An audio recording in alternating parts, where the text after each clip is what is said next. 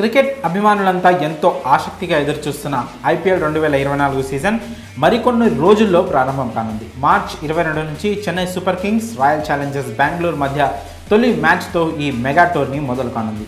ఎప్పట్లాగే ఈ సీజన్ కోసం కూడా ప్రపంచవ్యాప్తంగా ఉన్న క్రికెట్ ఫ్యాన్స్ వేయి కళ్లతో వెయిటింగ్.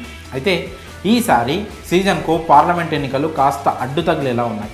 ఇదే ఏడాది లోక్సభ ఎన్నికలు ఉన్న నేపథ్యంలో బీసీసీఐ కేవలం 21 మ్యాచ్ల షెడ్యూల్ని మాత్రమే విడుదల చేసింది. లోక్సభ ఎన్నికల షెడ్యూల్కు అనుగుణంగా మిగిలిన మ్యాచ్ల షెడ్యూల్ను ప్రకటించనుంది బీసీసీఐ. అయితే ఈ క్రమంలోనే ఆర్సీబీ మ్యాచ్లకు సంబంధించి ఓ ఇంట్రెస్టింగ్ విషయం వెలుగులోకి వస్తోంది.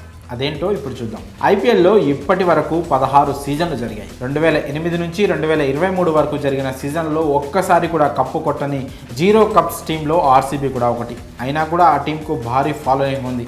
పాపులారిటీ క్రేజ్లో ఐపీఎల్లోనే మిగతా టీమ్స్ కంటే ఆర్సీబీనే టాప్లో ఉంటుంది.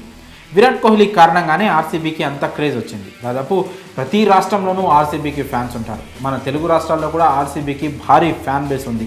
హోమ్ టీమ్ సన్ రైజర్స్ హైదరాబాద్ను కూడా కాదని ఆర్సీబీకి సపోర్ట్ చేసే క్రికెట్ ఫ్యాన్స్ ఉన్నారు. అలాంటి వారికి ఒక గుడ్ న్యూస్. రానున్న ఐపీఎల్ 2024 సీజన్లో ఆర్సీబీ తమ హోమ్ గేమ్ మ్యాచ్లని వైజాగ్లోనే ఆడనున్నట్లు తెలుస్తోంది. అదేంటి, ఆర్సీబీ హోమ్ గ్రౌండ్ బెంగళూరులోని చిన్నస్వామి స్టేడియం కదా, వైజాగ్లో ఎందుకు ఆడుతోందనే డౌట్ రావచ్చు. దానికి ఓ బలమైన కారణం ఉంది. ప్రస్తుతం బెంగళూరు సిటీలో తీవ్ర నీటి సంక్షోభం తలెత్తింది. తాగునీటి కోసం ప్రజలు చాలా ఇబ్బందులు పడుతున్నారు. ఒక్కో ట్యాంకర్ని దాదాపు 2 నుంచి 3 వేల వరకు పెట్టి కొనుగోలు చేసి బిందెలు క్యాన్ల లెక్కన కూడా అమ్ముతున్నారు.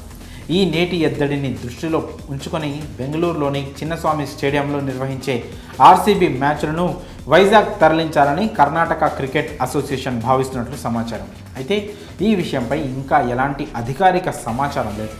ఒకవేళ బెంగళూరు నుంచి మ్యాచ్లను తరలిస్తే వైజాగ్ అయితే బెటర్ ఆప్షన్ అని కూడా కేసీఏ ఫిక్స్ అయినట్లు తెలుస్తోంది. మరి ఆర్సీబీ మ్యాచ్లు వైజాగ్లో జరిగితే ఎలా ఉంటుందో మీ అభిప్రాయాన్ని కామెంట్స్ రూపంలో తెలియజేయండి.